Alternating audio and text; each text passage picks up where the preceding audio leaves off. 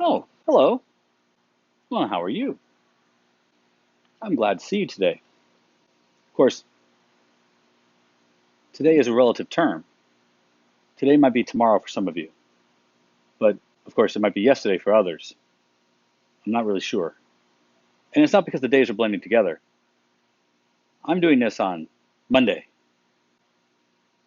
Some of you will watch it on Monday, so for those of you, hi, happy Monday. But some of you might watch this on Tuesday. And for those of you, well, happy Tuesday? If Tuesdays can be happy. I'm not sure Mondays can be happy. Either way, hello. It's time with Mr. Shelton. Look, we got a lot of time together today.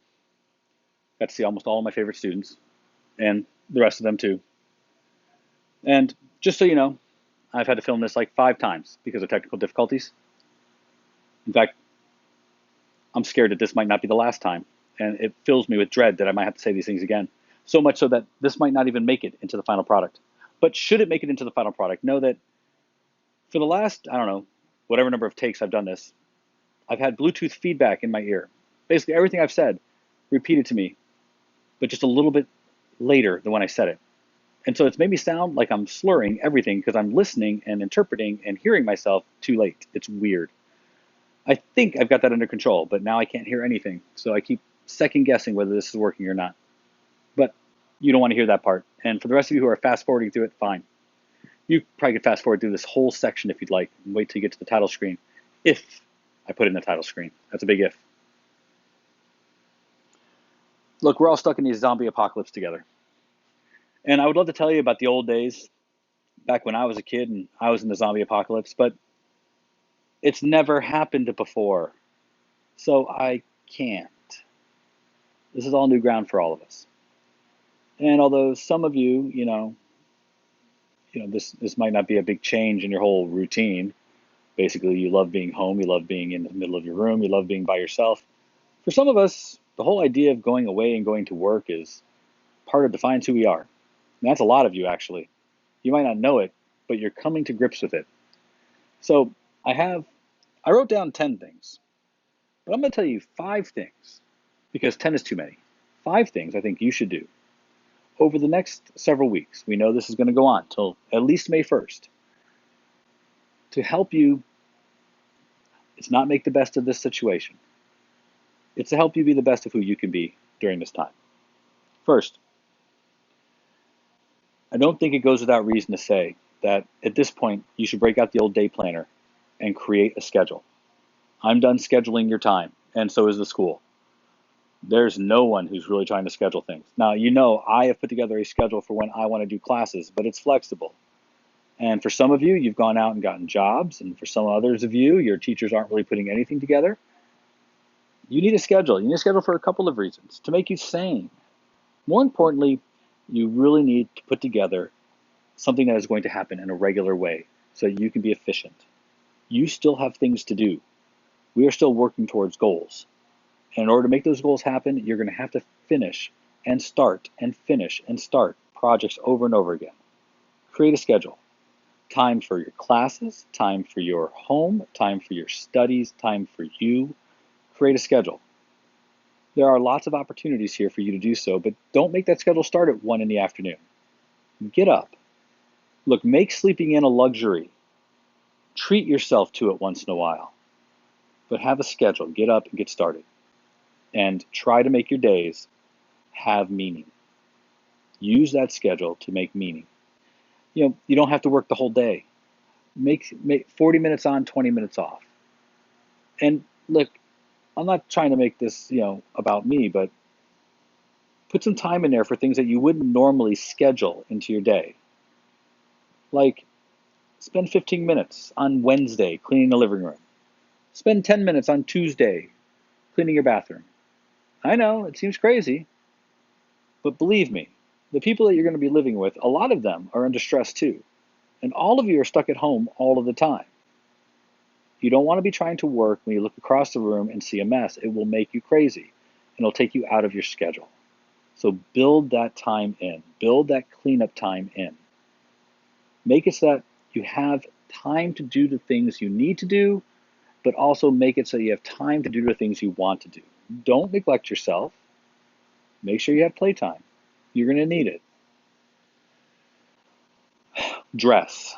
Get up, shower, brush your hair, put on your makeup if that's what you do, shave, and dress. Now I know I'm in my pajamas, so it's really hard for me to have this conversation with you, but remember, today was pajama day.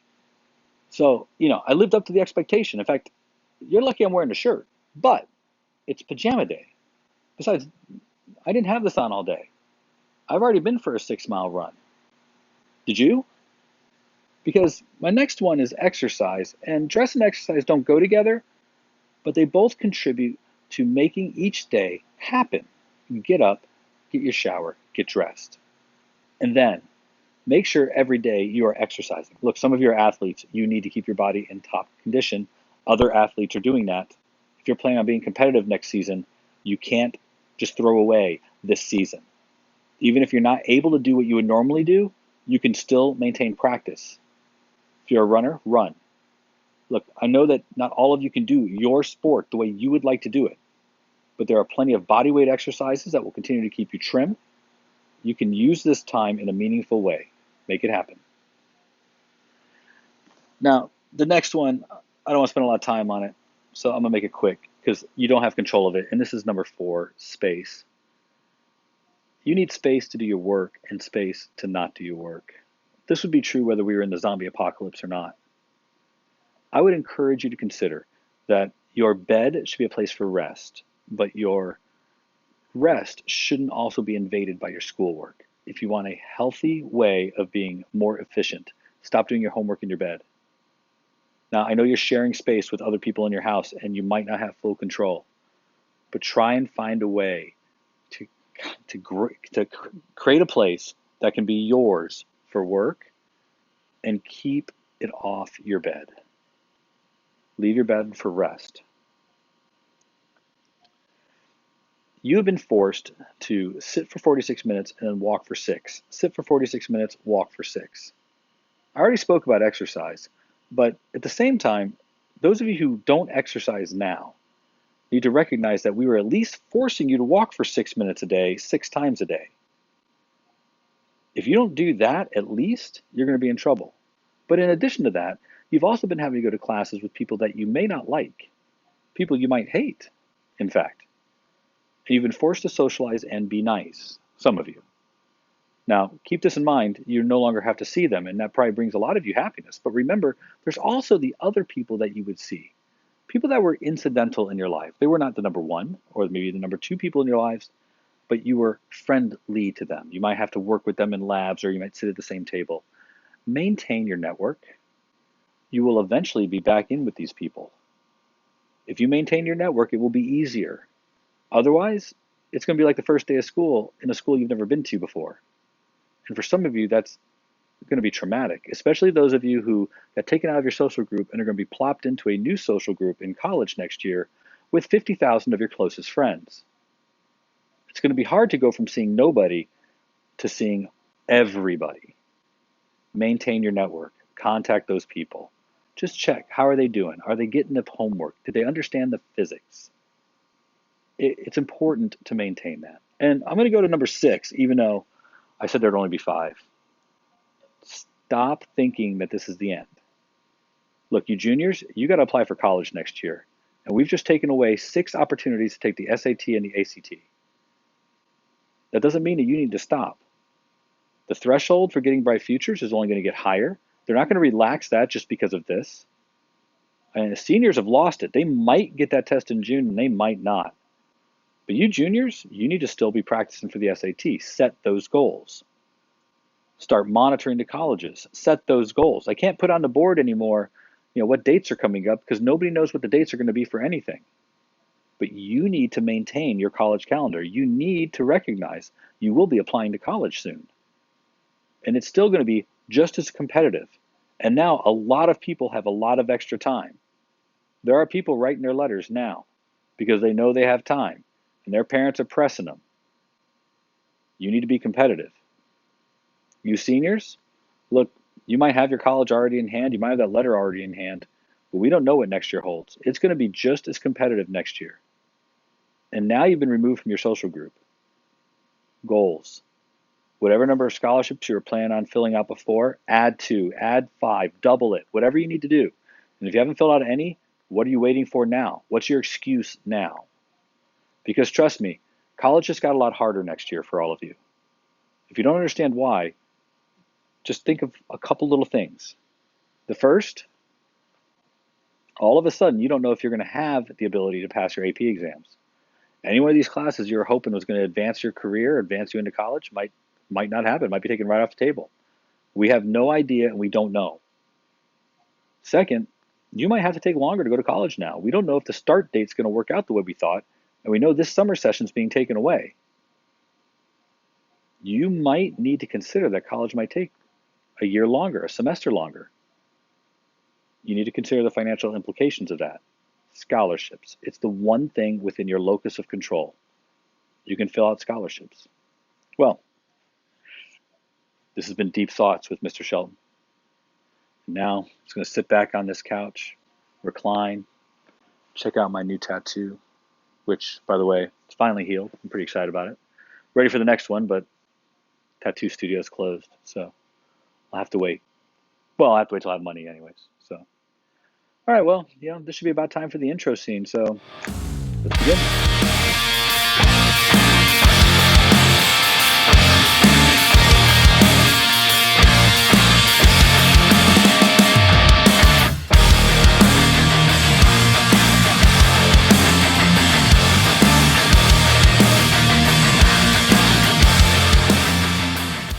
Well, good morning, class. It's good to see you all, and I think by now you've all turned in your homework. Well, at least the people who were going to turn in their homework turned in their homework. So I'm glad I have it all. I'm glad I've been looking at it, and I've commented on several of them. You guys who have turned it in, I'm pretty happy about it. But now we've got an interesting question. You can't get the answer I asked for. Now, I kind of knew this was coming. Maybe I knew the whole time it was coming, and I was a little bit frustrated because Melissa just kind of blurted it out right in the middle of third period, and there I was hoping to have this secret that could hold over you, and then I was haunting me during fourth period because blah blah blah blah blah blah. But you can't get it. You can't get the moment of inertia without knowing the mass, and that really shouldn't surprise you. In the grand scheme of things, moment of inertia and mass are measuring two sides of the same coin. It's the idea that it's difficult to change an object's motion, and when you do, it's going to take a certain amount of force or torque, and how an object behaves will depend on its mass. It might depend more on how that mass is arranged, but that doesn't change the fact that it's really based on the object's mass. So we can't find a moment of inertia without knowing the mass. And now that you've taken this measurement and you've taken a look at what we have, one of the things that might be itching at the back of some of you is, well, okay, well, why don't you just give us the mass? And that's the rub. How? I don't have a scale. How do I tell you the mass of these objects? I mean, I know what you're thinking. Just go to the school and get a scale, but do we understand what mass is? Do we understand how the idea that the scale could just tell us? If the scale could just tell us things, maybe there's a moment of inertia box and I put it in there and it tells me what the moment of inertia is. It's not the universe. We understand that mass it's more than just something that is a machine that tells us I've got, let me read it here, 411 grams of diced hunts. That doesn't include the can, and it probably doesn't include all the liquid inside. It certainly doesn't include the preservative put on the inside of the lid that's designed to make sure the stuff inside can last until, I'm not even sure if that's the expiration date. If it is, these are expired. 8 of 2019. I'm going to assume that's not the expiration date. I'm just going to assume because, we're living in the apocalypse. That's the way of things. But how do you measure mass? Part of the problem is that we use the gravitational force in order to accelerate these objects. And by using the gravitational force, we assumed that in the long run, mass would cancel out, but it can't. Moment of inertia is kilograms meters squared. It is a measure of the object's mass and how it's distributed. It can't cancel out. It's a necessary part of the calculation. So now that we're stuck here and I have no scale, how would you like me to tell you the mass of these objects? That's it. That's the question. How do I tell you the mass of these objects? I'm expecting one paragraph, a couple of sentences, and more so, I'm expecting that tomorrow, when we sit down to chat, you guys who show for class, I would like you to just tell me. I'm trapped in the apocalypse of our time, and I desperately need to know the moment of inertia of my roll of toilet paper in case it rolls away from me and I need to get it back, and I want to find a proper torque to retrieve it. I would probably need to know its moment of inertia, and needing to know that, I would need to know its mass, and how do I know that? It's the apocalypse. Now there's an answer here, and I'm not looking for something flip. I'm looking for you to understand that two features are expressed here. Mass is arbitrary. That's one of them. We have an arbitrary standard of measure. I kind of spelled it out 4 minutes ago when I said the unit of measure for the moment of inertia is a kilogram meters squared. Now remember, I put this on the table. I was trying to give you the clue that I have other arbitrary measures. The fact that the seconds were built into the video thing, it didn't even occur to you guys. What if I didn't give you the time? What if I assumed there is no way to measure time? There's no way for me to measure mass. But maybe there is. I have a variety of objects around my house. I have ways I can measure mass. But more importantly, I have objects whose mass is known. If you don't understand, patience.